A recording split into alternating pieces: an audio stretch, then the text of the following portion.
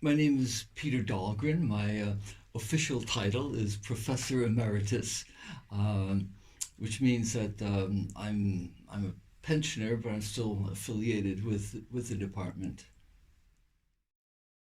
The department is particularly impressive in the broad range of topics that it covers and the fine composition of the faculty. I mean, there are a lot of really terrific colleagues here doing interesting things. They share a critical perspective, an effort that wants to link up media with social and cultural processes and not just kind of isolate media as some kind of independent entity. So it's I'd say it's very kind of contextual type of research and I guess basically quite interdisciplinary. It builds on a number of currents within the social and human sciences. I think there is an intellectual climate of openness where there is, on the one hand, as I mentioned, this kind of general shared orientation.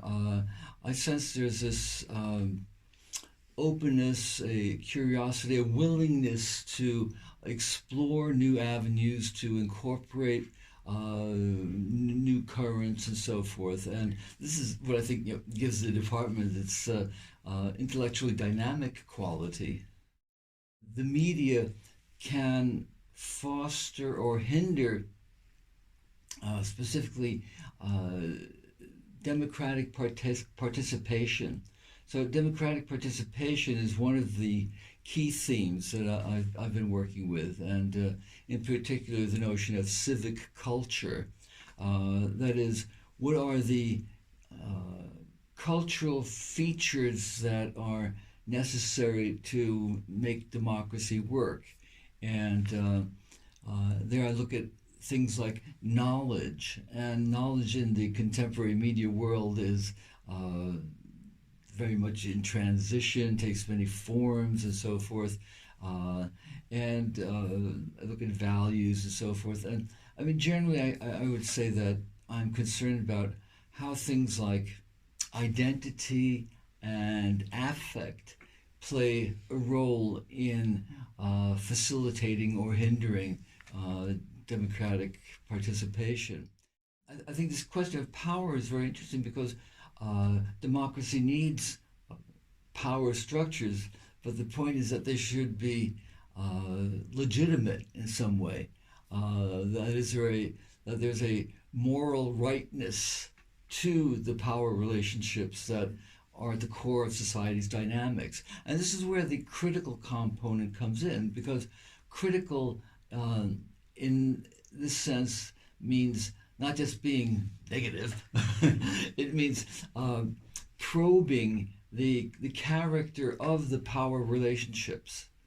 And so, to get still more concrete, over the last years, previously in my career, I was looking at mass mediated journalism and, in particular, television news and so forth.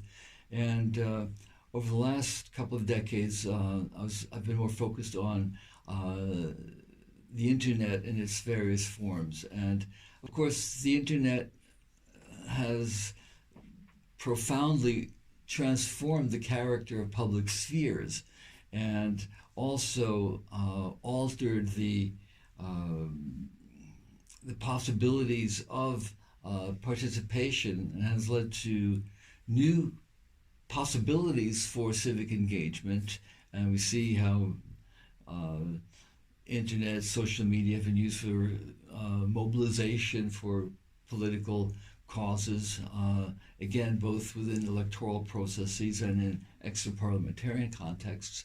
And at the same time, of course, the internet, as we well know, has generated a lot of new problems for democracy. The lack of accountability that permits all sorts of hate discourse and harassment and so forth.